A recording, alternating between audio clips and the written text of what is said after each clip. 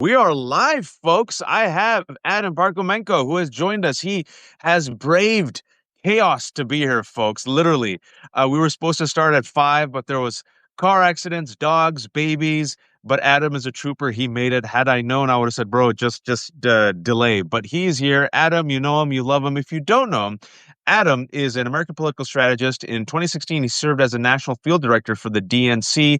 He is now the co-host of Alt Media, which you can find on Substack, substack.com at Adam Parkomenko. And he also has an amazing, robust presence on the TikTok and the Blue Sky.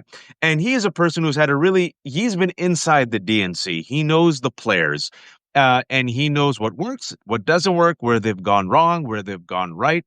And he's been a bit vocal the past 2 years about how they should evolve and adapt to, if you will, win over a generation that is becoming more apathetic and says, you know what, why should I support a party that doesn't support me? And so I've brought him here today to ask a big question. I know he wants to ask my thoughts about this. What should be the Democratic war plan? And I'll tell you why I said war plan in a second. What should be the Democratic war plan to defeat Donald Trump and MAGA? And who should be the one to lead it? And with this, we have some big news, Adam. And I think it's very microcosmic of the battle for the Democratic Party. All right. We just found out today Democratic Representative Jerry Connolly has resigned as the ranking member of the House Oversight Committee due to his cancer. He's 73 years old, lung cancer. When he was appointed or when he won, he still had cancer. Hopefully he heals. Hopefully he gets better. You know, we have family members who've dealt with cancer. It's a terrible disease. But the question that I have for you, Adam, and listen, this isn't a shock. When Jerry Connolly was given that position of House Oversight Committee, he was a young 73-year-old who was battling cancer.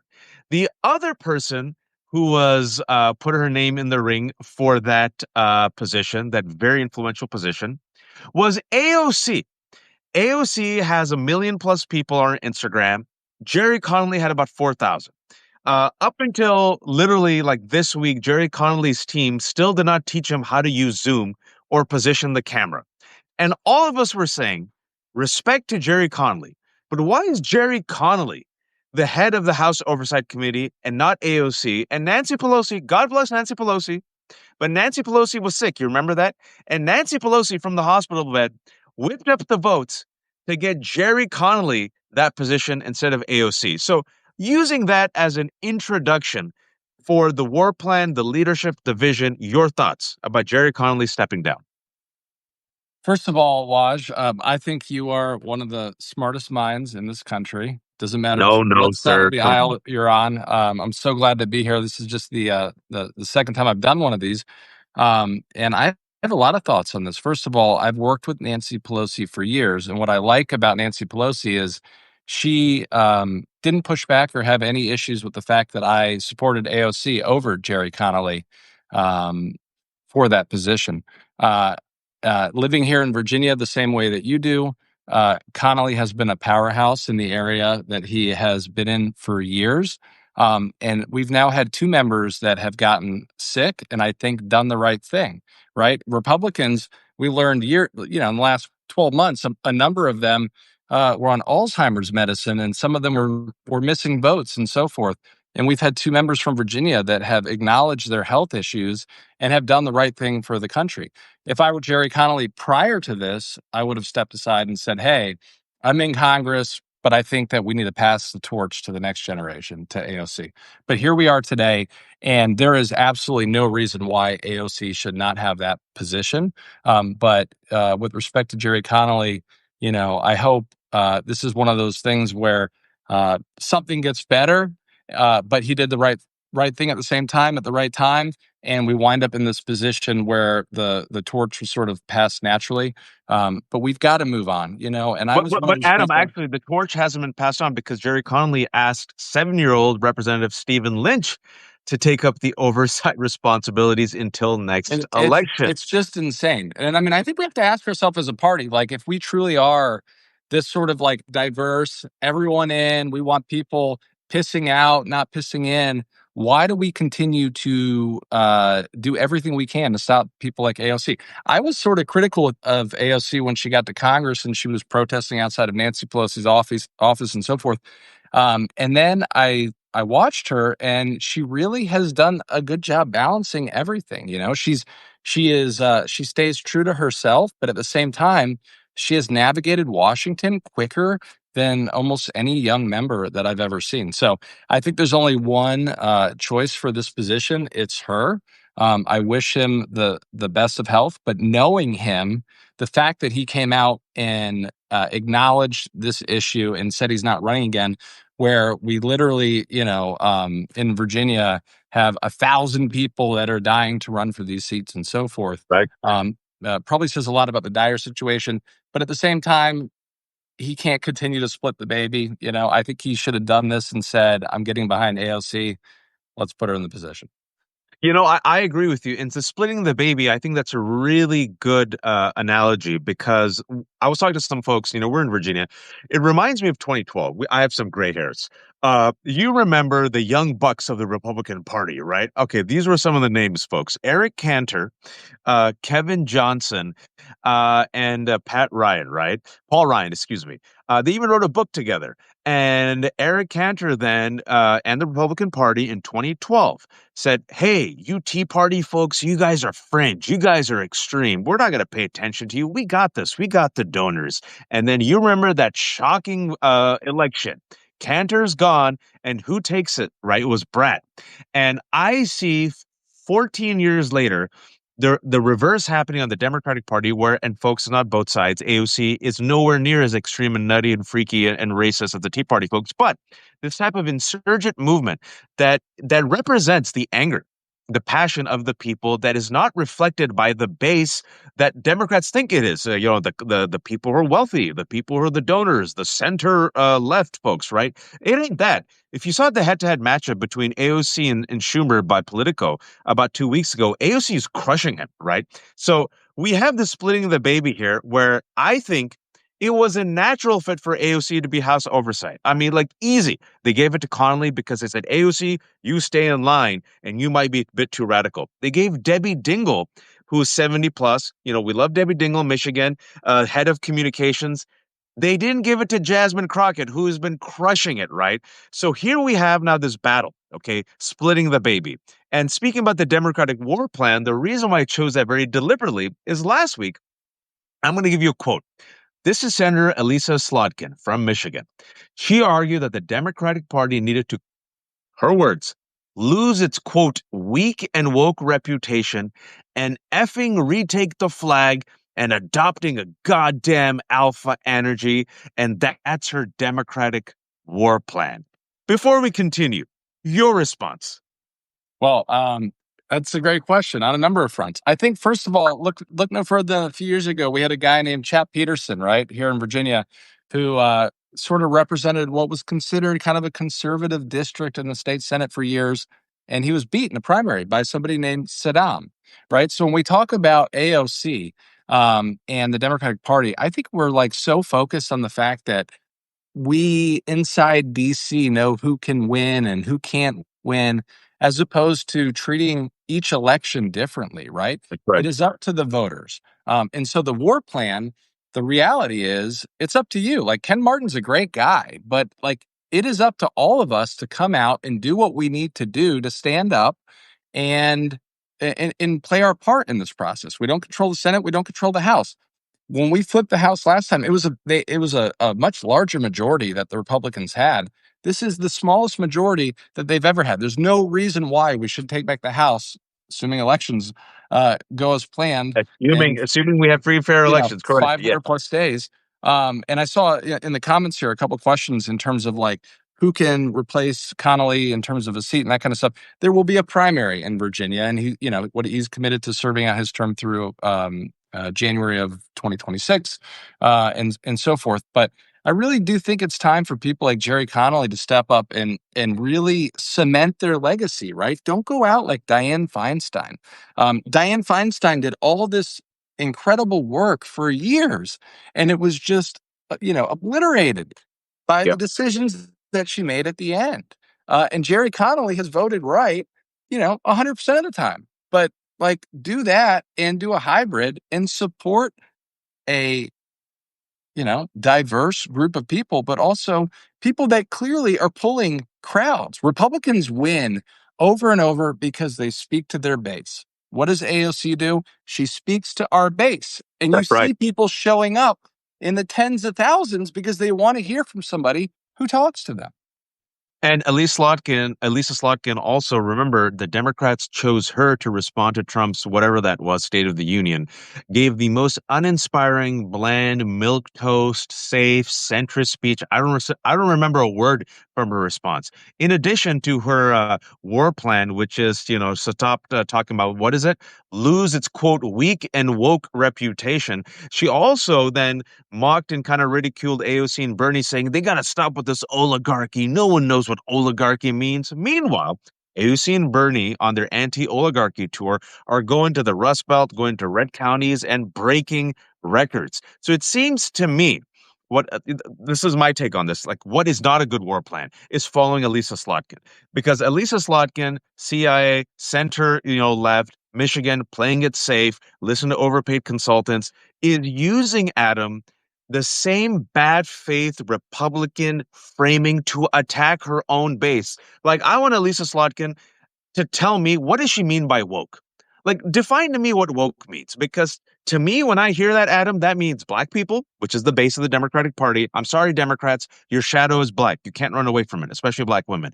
Latinos, people of color, children of immigrants, women, LGBTQ, Muslims, the woke, that's your base. Without us, you won't win. And I still And say there's no the denying what the base is. All you have to do is look back to the primary where Joe Biden won. If it wasn't that's for right. the black Americans in this country, he would not have come out of that primary a winner. Right. No, he wouldn't, right? Like, and what I see, Adam, and you've been in this, you see it with the older guard. I'm not using the word old as a pejorative because Bernie's old too. I'm talking about older mindset. They keep trying for the past 10 years, Adam, to win over this mythical Rust Belt white dude named Chet who drinks real coffee in a real diner in a real country, whereas the rest of us are like, just listen to us. We're Yeah. telling you what we want. And they're like, and then the Democratic Party is like, shut your mouth. You shut your mouth and you stay in the corner and you got two choices, us or Trump. You're not going to vote for Trump, so shut your mouth. And meanwhile, a lot of folks, you saw this in 2024. Look, Adam, you and I, despite our what we criticize the Democratic Party, we told everyone the lesser of two evils. It ain't even close. You vote for Kamala Harris. We did everything we could, but a lot of people stayed at home. A lot of Democrats who voted for Biden stayed at home because they said this party does not listen to us. And this party gives us the same bullshit. And this war plan of centrism, civility, milk toast bullshit, using Republican talking points against us is not going to work. Where am I wrong? If I'm Well, wrong, tell me. you're not wrong. And one of the weirdest things to me about the Slotkin piece is when you run for Senate and you win, you're elected for 6 years, right? So let's just say that you play it both ways. In that moment, you really do have an opportunity when you're just selected to be who you are before you are even 4 or 5 years out from a really tough challenge, right? So the fact that she would play that game and do that after just being elected and being in a really solid position for a long time suggests to me that's just who she actually is and who her politics are. And a lot of Mm. times we think somebody is one person, right? John Fetterman, and then we see sort of who they are. And so I think that it is time, and I saw Chuck Schumer's interview in the last 24 hours, and I posted on Blue Sky AOC for Senate. Even those of us that have been sort of critical or harsh on Bernie, like my issues with Bernie are typically historic, right? It's like the Magnitsky Act or the Brady Bill. It's not stuff current day. We need to act like we are in 2025 Mm. and look at what's going on and embrace the people that are fighters. And when we talk about the director or the head of communications, right? It doesn't matter who the House says is the head of communications. And I love Debbie Dingell because my first employer was John Dingell on the Energy and Commerce in 2002. And a lot of those members, well, some of them aren't in the Senate now, but a lot of them, Markey and others, become senators. Jasmine Crockett is a communicator, and probably the head of communications for our party. It doesn't matter who says she isn't. She just is naturally. Yeah, and she did it, right? And so God bless Debbie Dingle. I haven't heard any Dingle bangers. I've heard Jasmine Crockett straight up. Those are my kids in the background, folks. It's summer. It's kids. I got like 800 of them. What are you gonna do? But like Jasmine Crockett, man, I see her for better or worse, depending if you like her politics. Like she gets out and she fights, right? And you've seen her ratings go up. I saw her with a cell phone sitting in a plane. The plane was about to take off, and she did like Joy Reid on MSNBC. Huge mistake. Letting go Joy Reid. And so it's one of those situations where I agree with you. Just because the old guard, and I'm not using old as pejorative, is saying these are your leaders, people are saying, no, we like AOC. We like Jasmine Crockett. We like this guy, Senator Van Hollen, who literally by himself went down to El Salvador, right? Took a risk. And even though the Democratic consultant said, don't touch immigration, ooh, it's a positive for Donald Trump, he said, no, this is the right thing to do, to go and see proof of life. Sorry, I got phone calls coming. To see proof of life of Kilmar Garcia. And as a result of him going, this week, Adam, Kilmar Garcia, Donald Trump is negative 21 on Kilmar Garcia, and Van Hollen got proof of life, and Van Hollen's stock rose. So what it shows me is if you follow conviction, if you follow your base, if you do the right thing, if you stop listening to overpaid consultants, if you are, you said the word, a fighter, you will be rewarded. And folks, yesterday, Governor Pritzker might be a good billionaire. I don't know. But Pritzker, I take him at his word, was in New Hampshire. This is what Pritzker said. He called for mass protests against Trump and Republicans. His exact quote: never before in my life have I called for mass protests, for mobilization, for disruption. But I am now. These Republicans cannot know a moment of peace, end quote. Today, Washington Post says, hey, Pritzker might be running. He just increased his chances.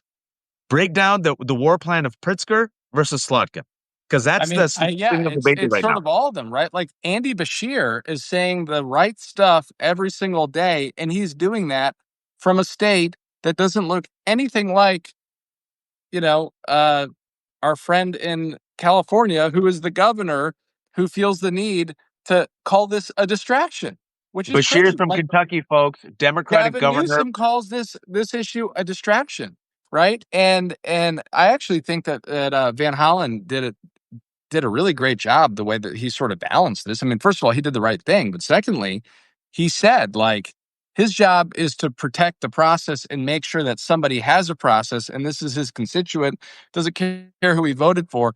And I saw someone mention Stansberry in the comments. That's another one too, who went to the Social Security office in New Mexico and was denied access, and then recorded what they were saying over a loudspeaker, and then was basically given a letter and told to go to the Dallas office, right? So we've got great fighters all over the place.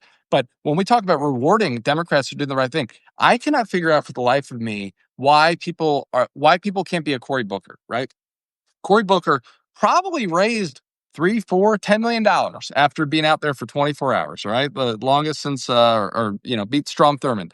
Um, but the same thing here. It's like when Adam Schiff came out and said that he was going to put a hold on this fucking nutcase in DC that has been nominated to be the U.S. attorney for DC, who represented January Sixers and so forth. I asked a friend, I'm like, do we get like two or three of these red cards a year? Like, why are we just now putting an indefinite hold on this?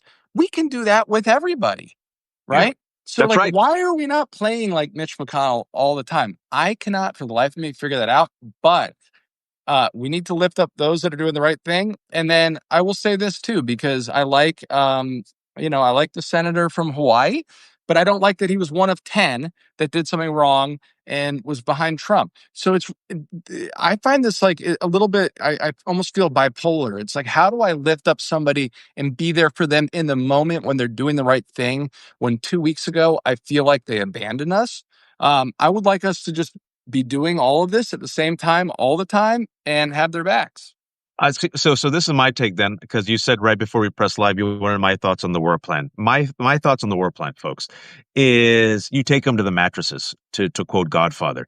This ain't the old Republican Party of John McCain and Mitt Romney. You can't sit there and drink some gin and slap their back. All right. This is an extremist authoritarian movement. If you don't believe me, you haven't been paying attention. You haven't been paying attention to Donald Trump, who pardoned January 6th insurrectionists, praised them, and furthermore, is open to compensating them. Right. Caroline Levitt, the White House press secretary, who always has a cross. Have you noticed? They always have a cross right there above the cleavage as they lie to the American public. According to the New Republic article that came out today, she's open to arresting Supreme Court justices, right? They're threatening Supreme Court justice. You better get in line. This administration kidnapped and deported citizen children, one kid with cancer over the week. Cancer. Yeah, the undocumented parents said, please leave our kids here. This kid has cancer. They said if you send them back, they might not live. They deported the kid with cancer, not the first time. So when I see that type of cruelty and I see 3 planes of 238 brown folks who are innocent immigrants without due process literally being sent to their death in a foreign gulag, I want fighters, Adam. I want people to finally get their head out of their ass, get their head out of the sand, realize that Donald Trump ain't moderating. He's not going to become presidential. The Republican Party isn't going to hold him accountable. It's been 10 years. I give you Marco Rubio, the greatest reek of all time. You need a full court press, nonstop fight. Everyone has a role to play. I want them to throw sand in the gears. I want lawsuit after lawsuit after lawsuit. I want them to have zero votes. Friggin' Marco Rubio was friggin' confirmed with all Democratic votes. Why? They look at the poll numbers and they voted for the Lake and Riley Act. The Lake and Riley Act, which punishes undocumented immigrants just for non-criminal charges, right? It only passed thanks to Democrats because they looked at the polls and they said, "Oh, we're seen as soft on crime." But then Van Hollen came out and said, "F you, I'm gonna go put Kilmar Garcia in the news," and now he's negative 21. This week, folks, Donald Trump is negative across the board. Immigration, economy, tariffs across the board. So where is that fighting spirit? I think the war plan should be, we're going to take you to the mattresses. We're going to make your life miserable in every single place we can. We're going to throw sand in the gears, lawsuit after lawsuit, every institution. We're going to say, don't bend the knee. And what Pritzker also did, which is what governor should be doing, Newsom should be doing, is, folks, last week he said, all right, El Salvador, you're going to play it like that? All right, Bukele of El Salvador, we're going to boycott you. All right, you want to play it like that? I'm going to boycott you. What Gavin Newsom did, folks, is on his podcast, my state, my home state of California, Gavin Newsom didn't invite Adam, didn't invite me. Who am I? I'm nobody. He invited Charlie Kirk and he invited Steve Bannon. He didn't contradict Steve Bannon when he lied about Trump winning the 2020 election. And then he agreed with Charlie Kirk and extremists to the point where far-right people are saying, wow, Charlie Kirk didn't bend at all. And Gavin Newsom conceded. They moved the Overton window to the right. The more you move the Overton window to the right, Adam, do they like us? Has any bending of the knee to MAGA made them look at us and say, oh, you libs, welcome. We love you. They still call us pedophiles. Sorry for my rant, but that's what I'm saying. Your take. No, you're entirely right. I saw somebody that in the comments was kind of like, well, Adam's an insider. Why would he? I don't work for the DNC. I don't work for the DSCC. I don't work for the Senate Majority PAC. If anyone wants to hire me, I'm happy to come work with you. Hopefully, we'll do things a different way. But I totally agree with you. I mean, I don't know, like Gavin Newsom, I got really excited about him when Joe Biden had a debate that basically he couldn't come back from in Atlanta.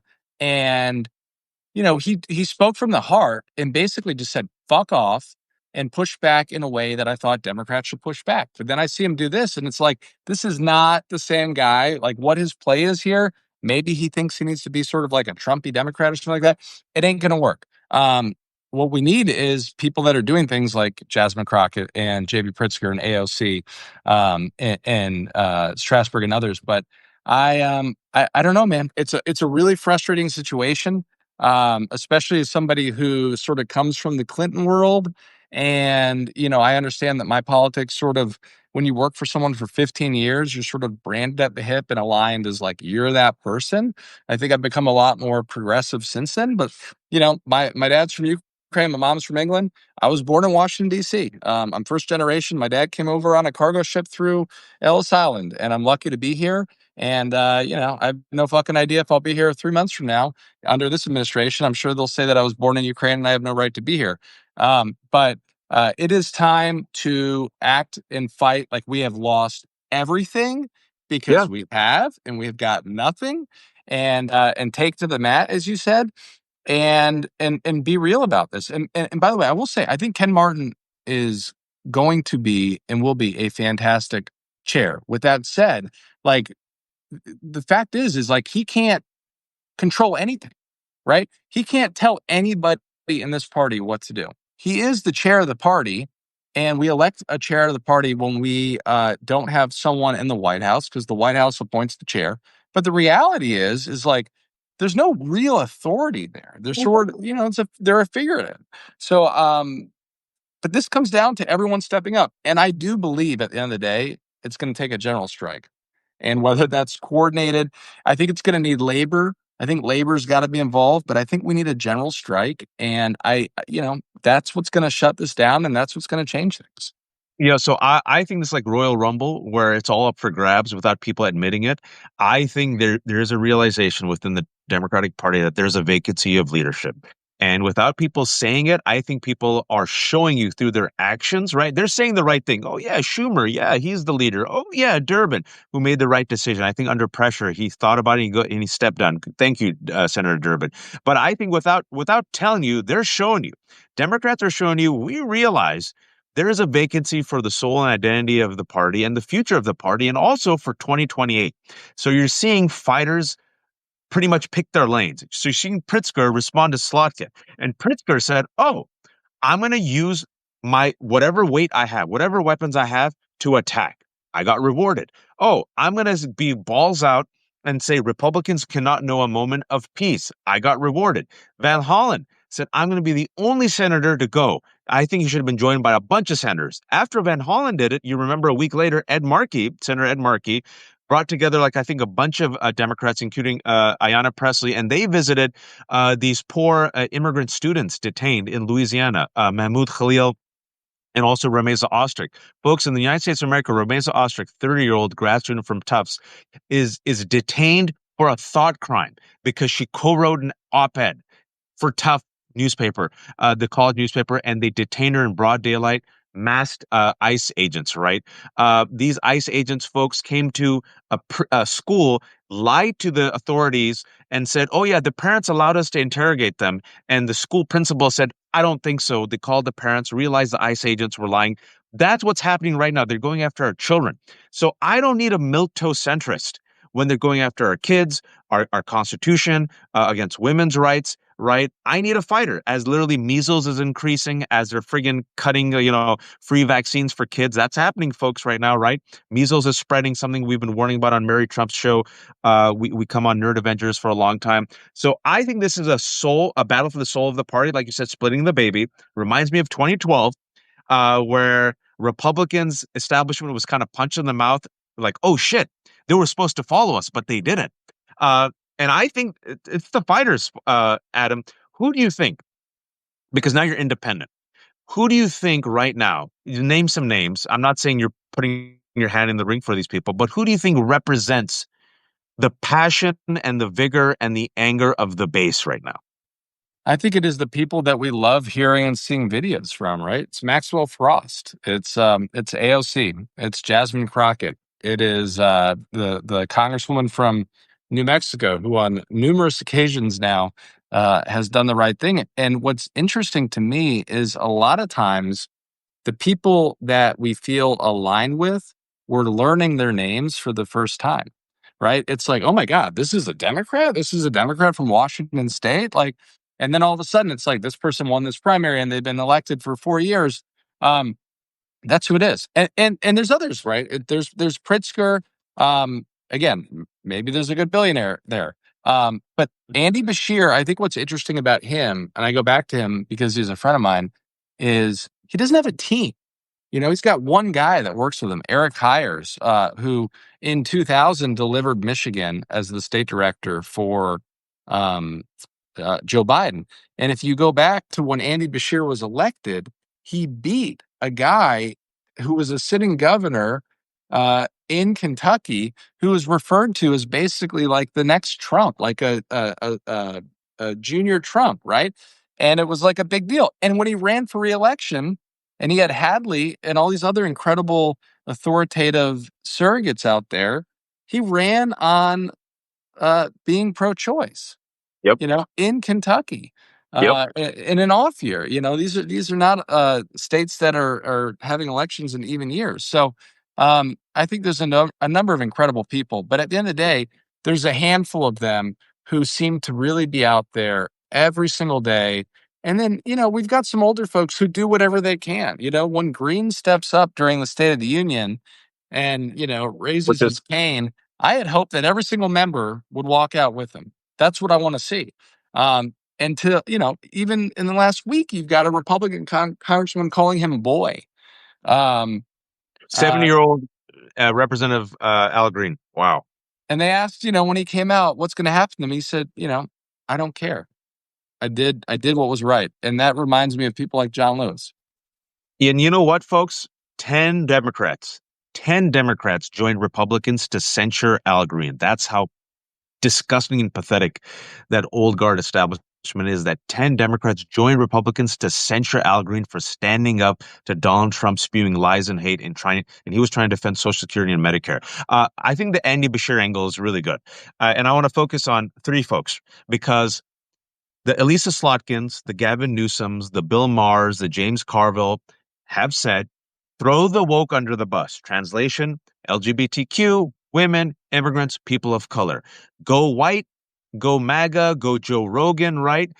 Court the right wing by becoming the right wing. Basically, that's what they're saying, folks, right? And that's why we lost. Well, Andy Bashir, Democrat, white man in Kentucky, writes an op-ed after the election not throwing LGBTQ under the bus. He didn't throw women under the bus. He didn't throw women's rights under the bus. He didn't throw LGBTQ under the bus. Instead, he broadened the tent. Andy Bashir did it.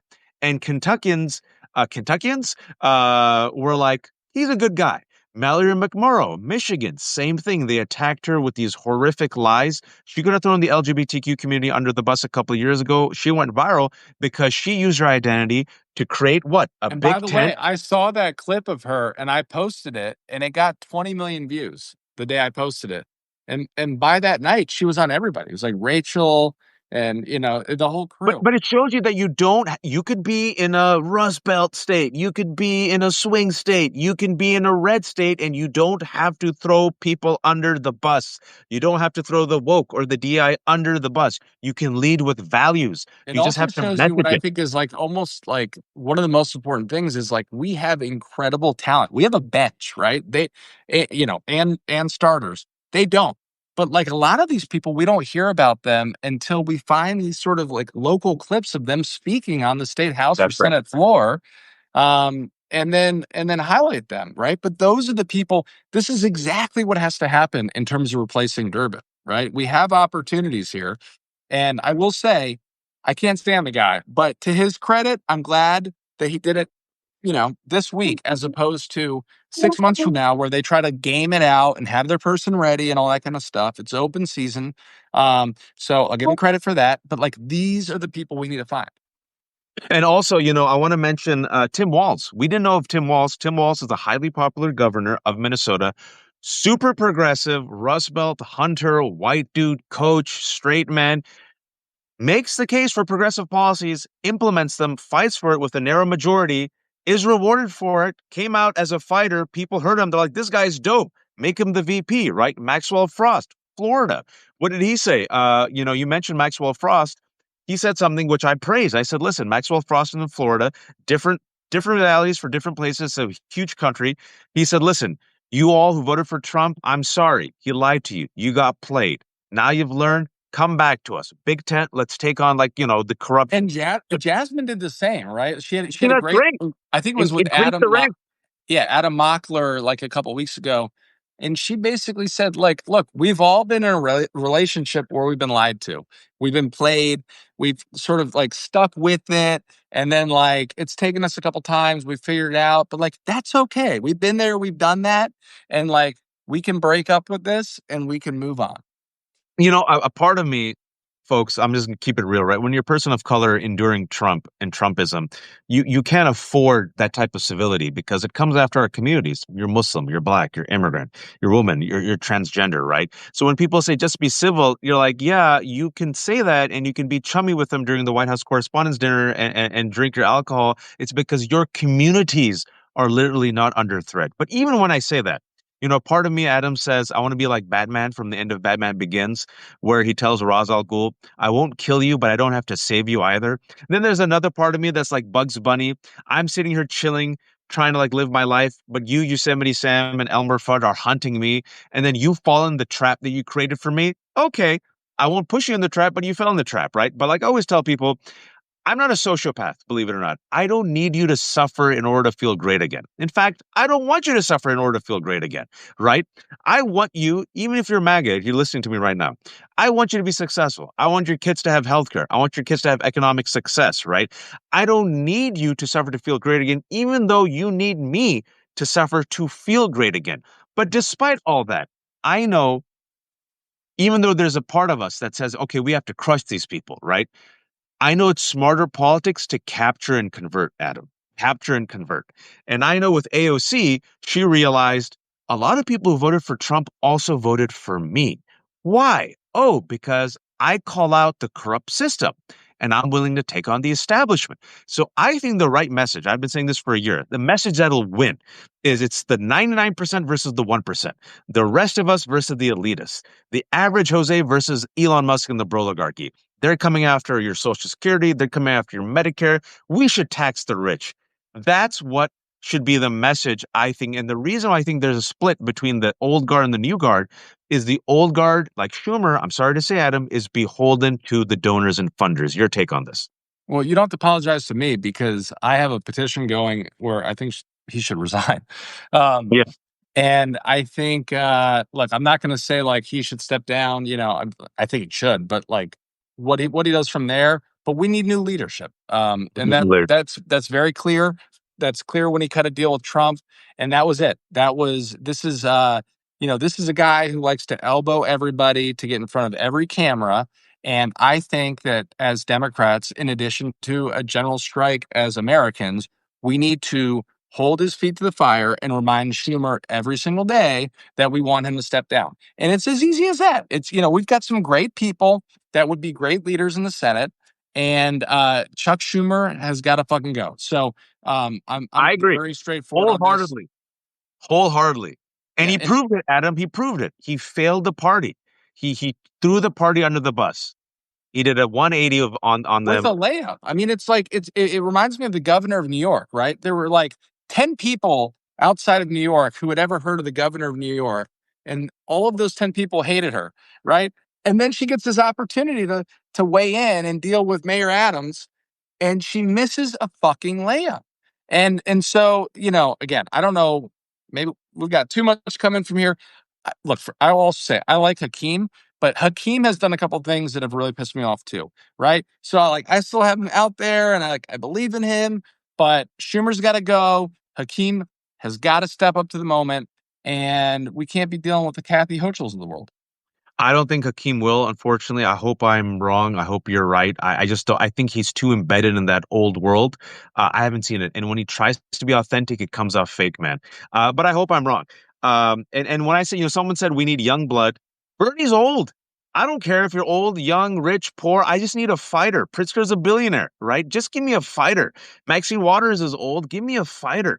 Elisa Slotkin's youngish, not fighting. So, my kids and all the neighbors Bernie's are old, here. but he's giving off the energy of somebody who might be able to stand on the Senate floor for 24 hours. Yeah, When he's crisscrossing the country and actually doing something. it reminds me like I watch sports a lot. It's the NBA playoffs right now, folks. So the analogy I give is the following: if any of you watch sports, whatever sports team you follow, there has to be a winner and a loser at the end. But as long as my team gives it its all, and it comes down to the final yard or the final score, the final minute, you know what you say? Damn, that was a heartbreaker. It sucks, but my team gave it their all, man. They fought. There's 10 Respect. walls on the And you campaign. wear Leave it all on and the you wear that field, hat. right? you wear that hat with pride, right? Yeah. So I think, I'd love to speak longer to you, but I got like 800 kids on my house. The neighbors are here, their cats. There's all this chaos happening to my left. If you all enjoyed this, let us know. It's the first time I got Adam on. I'd love to talk to him if he wants to talk to me. But We'll send recap. it We out need too. I five. don't think it actually sent it out to mine, so I'll make sure we do afterwards. But Oh yeah, great. we'll do this again. We need fighters. We need people who are willing to respond with values and integrity, not just to polls. You have examples of people like Andy Bashir, Maxwell Frost, Mallory McMurrow, Tim Walz, who come from swing states or red states, who did not throw vulnerable communities under the bus and were rewarded for it. You see people willing to buck the trend like Senator Van Hollen and fight for the base, for rule of law, for immigrants, and are rewarded for it. You're seeing people speak with a fighter's chant, a punch, like Pritzker, and are rewarded for it. You're seeing people message that's the 1% versus the 99%, and Hey, we have and numbers. when Watch has somebody on who's a Democratic consultant who says "fuck Chuck Schumer," he has to go. That means he gets to work with no Senate candidates that are sitting Senate. So look, I'm all in. I don't care what it costs me. We all have to do the right thing right now. No, but last thing I'll say is Adam helps the Midas guys. All those people who thought Joe Rogan is the way, just be like Joe. Can you tell where Joe is on the podcast and where Midas is on the podcast? Sell the people. And nobody would work with us in the spring of 2020. They reached out to me, the three brothers, and nobody would we reached out to a couple consultants. We needed email and other stuff. Nobody would reach out with us. We had a hit piece from Rolling Stone, The Problem with Midas Touch, I and remember now that. 3 months in a row, they beat Joe Rogan. Midas is there. Rogan went down. And even the Rogan brosphere, a lot of those comedians that depend on him, like the Remoras, parasites on him, they're making fun of Elon Musk. And Rogan's ass, like head is so far up Elon Musk's ass, right? But even them, they're like, this guy's a loser. So I've always said that the brosphere, the Rogan sphere, the Dana Whites, the Trumps, they will exhaust themselves. It reminds me of Jerry Springer, right? For 2 years, Jerry Springer was all the rage, but it becomes Yeah. so psychotic, so self-destructive. What happens? It collapses on itself. It's not sustainable. So I think if you give a better message, you lean in with empathy, humanity, compassion, decency, ethics, values, you sell it with passion, I think you win, Adam. But that's just me. Hey, and I have lost a bunch of campaigns in my life, so sometimes I say like I can tell you how not to lose, but I think that everything you have described is how you win. Yeah, Adam, please shamelessly promote yourself before we end this Substack live. I am assistant to Waj. We've been together on Mary Trump's Nerds a bunch of times, and I think we're going to start to do this a lot more often. I'm sorry I sound exhausted. We've had a bunch of stuff, including somebody hit my car right before this. But I'm here on Substack. I'll push this out, and I hope we can do this so much more. Or Adam's terrible at promoting himself because he's a child of immigrants, so I'll do it for him. It's the alt media, substack.com/Adam at Adam Parkomenko. I'm going to also link to it, do a post. He's also on Blue Sky on TikTok, very popular. And he's a strategist who is willing to call out the Democrats, folks. You heard it here, folks. This is the Left Hook. If you've been watching, the lefthook.substack.com, no paywalls because I'm a fool, not an idiot. I am a fool, but I've kept No, everything you're for free. smart. By the way, no paywalls. Look, we don't have any either, and I think the key to that is a lot of people can't afford to do stuff, but they will send it out to folks who will There support you go. you and There you can go. afford to do it. So no There. paywall. Way to go! It And brings in open tent.